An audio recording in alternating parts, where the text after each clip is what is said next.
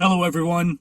Aloha, and welcome to the 20th episode of Raptors in One.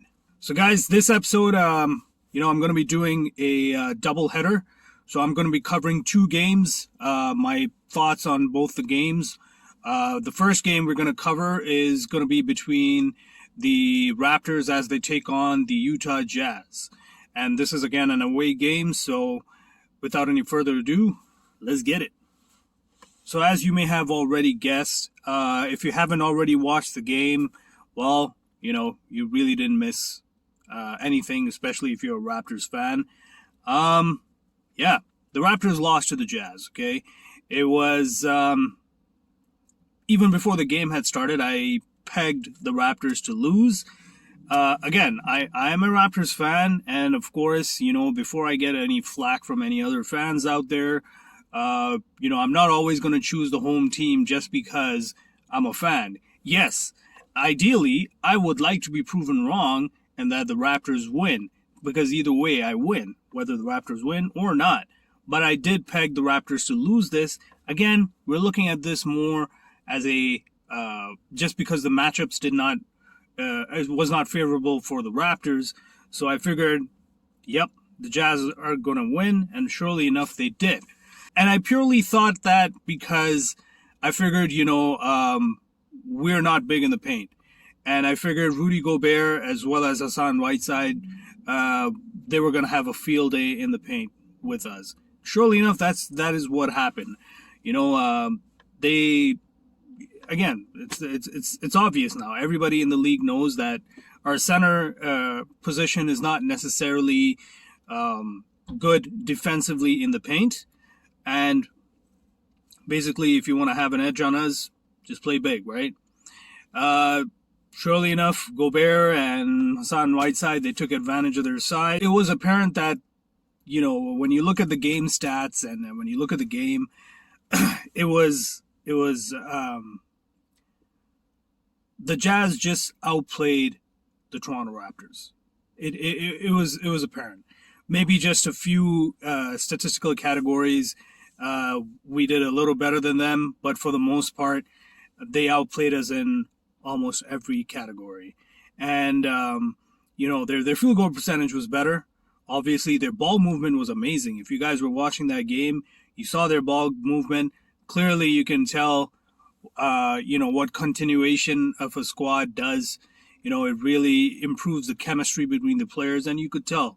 You could tell they knew each other's tendencies, and as a result, the ball movement was great. Of course, you got to tip your hat to the coaching too, right? The coaching was good as well. Man, my throat is dry. I got to take a sip of this Tim Hortons coffee. Again, not being endorsed by Tim Hortons. I just like my double coffee, So if you don't mind.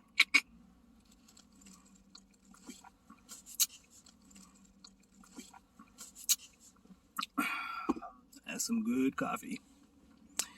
So coming back to the game itself, it was disappointing. I was not that I didn't expect the Raptors to lose, but it would have been a pleasant surprise if they did beat them. Then you could tell that, okay, these guys could definitely make some noise. Again, it's not fair to just judge them based off of one game. Obviously, the league is a league of matchups. Just because you are expected to win the championship doesn't mean that you may not lose to a team that could be a bottom feeder, right? Just because that team has a bad record doesn't mean they don't necessarily match up better than a team that is expected to win it all, right? So, having said that, though, yes, the Raptors definitely, when it comes to a matchup standpoint, in my opinion, again, I feel the Jazz are not a good matchup for the Raptors. If I had a choice, if we had to see them in the finals, unless we make some roster upgrades, unless we have a better bench, like I had mentioned in my previous video, unless we had a better center, somebody who could not just score but defend the center and be a presence in the center, we would not be a good matchup for the Jazz. The Jazz would win those finals. I said it. I'm a Raptors fan. I hate to say it.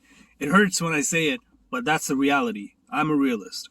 there were a few good things that I did notice that the Raptors did well in this game, and it was it was a partnership between Freddie, so Fred VanVleet, as well as Kem Birch. That was I liked their little pick and pop, pick and roll action that they had going. Oh, and Kem Birch, oh man, he was all night. He could have hit those pick and pop, pick and rolls all night. He has that nice little floater, push shot, if you may. Like it was great to see that, and I thought, you know what, if they can keep working at this, and if maybe Kem Birch can be a little more consistent in the pick and pop as opposed to just rolling, that would help us quite a bit, you know. Now, of course, in this game, OG was out. We didn't have OG, we didn't have Precious, so clearly we didn't have two good defenders. That could have been part of the reason too, for sure. That was definitely one of the reasons why we lost this game. We didn't have that good defenders, the wing defender, as well as in the post. So, yeah. We lost OG to injury during practice. At least that's what I heard. That's unfortunate. That's really unfortunate. We hope that we can get him back soon, because I feel like it's like we get one player coming back from injury, and then we lose another key piece to injury. You know, it's like we just got Pascal back not too long ago, and now we're losing OG. Right? Can we ever have a full squad? Who knows? Well, let's hope we do, just in time for the playoffs at least. I also want to talk about Gary Trent. Oh yeah, Gary Trent. He had himself a game. He had like 30, 31 points or something like that. And he had a very good shooting percentage too. It didn't seem like he could miss at all. You know, he had a really good game. Like Gary Trent, man. And what did I tell y'all? I told y'all, Gary Trent, he, like when he first was struggling at the beginning of the season, I was watching some of these Twitter feeds, some of these articles, even by some of the beat writers, and I was surprised. I was like, man, these guys are a little harsh on Gary. The season just started, you know. He wasn't even playing in the or I think he was playing in some of the summer league games. I can't remember right now, but the season had just started, and just because he had a rough start, everybody was like, oh man, did we pay him too much? Is he really worth that contract that we paid him? I'm like, guys, relax. The season just started. He's warming up now. Don't worry. He's gonna get into his game, and surely enough, he has. And you know what? When I'm gonna be covering after this game, when I cover the game that the Raptors played against Sacramento, he had himself a game there too. So, like I said, he's been consistently performing. I would say the past maybe 4 or 5 games. So I want to say, yeah, he's warmed up, ladies and gents. Don't jump to conclusions so quick. So yeah, Gary Trent, like he was one of our saving graces for sure, man. Like if it wasn't for him, we wouldn't have had that lead at the half. And of course, you know, Freddie helped out too, big time for sure. Freddie and Kem, man, they're like, if they can work on that partnership, dare I say, a little John Stockton, Karl Malone kind of thing going on there. But hey, you know, like I can always dream, right? Oh, in this game as well, I've noticed the bench, man. The bench needs to step up. They really need to step up. If you're gonna, relieve some pressure off these starters,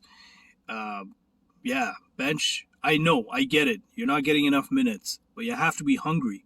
Remember that in my first few episodes, I was talking about hungry ball.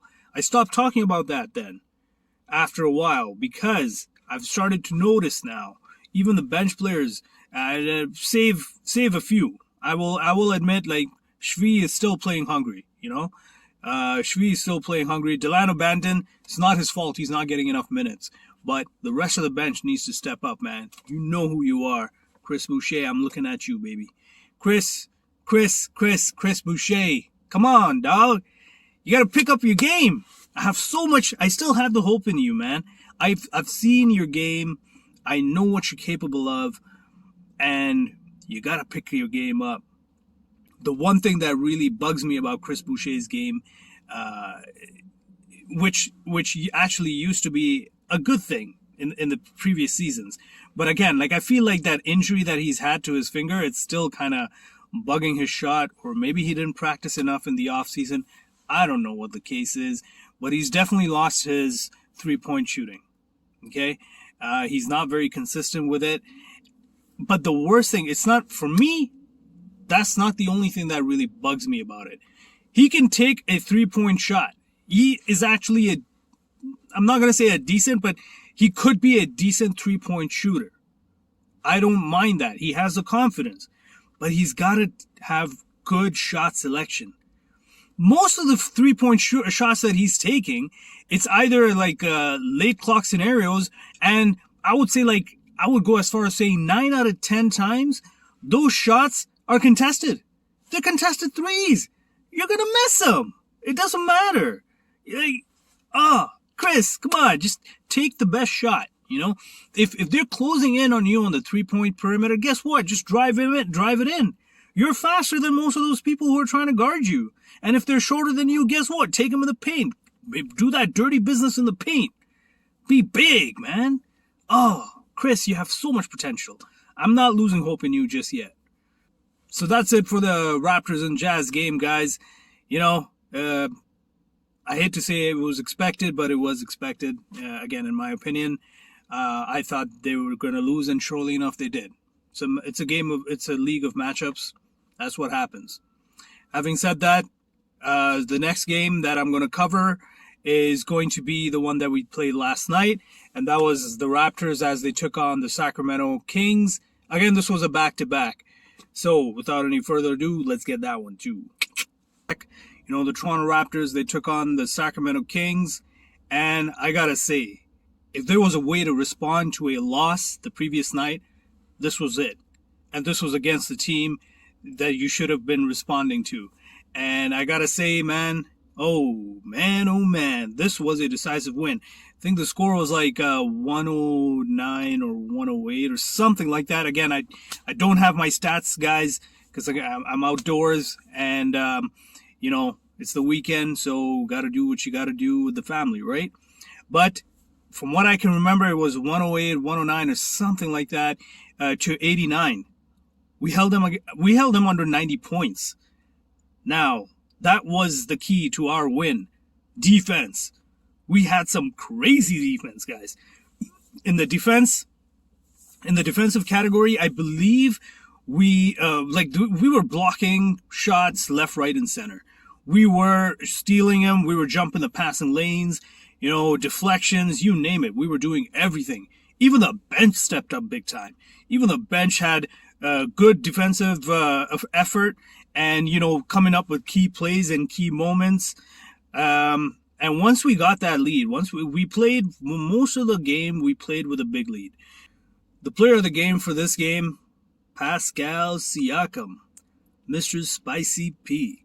And I want to address some of these haters out there. Now, before I address these haters out there, Pascal already addressed those haters and those doubters out there. Oh yeah. He scored like 30-some plus points. I think definitely over 30 points. Again, might have been 31, might have been 34. I think, no, it definitely north of 30 points. He scored 30 plus points, and his field goal percentage was ridiculous too. I think he may have missed like maybe 2 or 3 shots tops. Like, he was on fire. He had that fadeaway jumper going all night long. It didn't matter who was guarding him.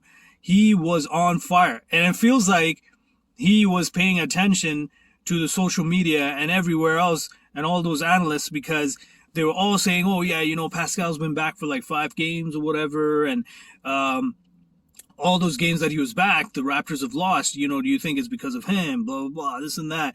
You know, as a matter of fact, there's this one channel that I subscribe to. It's Amateur Hour Sports.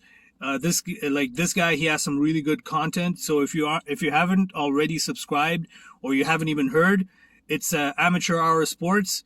It's on YouTube. You can search him. It's pretty good. help him reach the 8,000 subscriber mark. It's all good, baby. I hope you get it. But even he had a poll. He had a poll about Pascal Siakam, and basically asking, these 5 games that we've lost. I think it was something along the lines like the past 5 games that we've lost ever since Pascal returned. Is it because of Pascal, and then there were options? Is it because of Pascal or the bench? And there was another option that I don't remember. I had chosen the bench. I did not choose Pascal, even though, yes, he was one of the reasons. But you have to understand, guys, he just came off of a surgery. He just got into shape.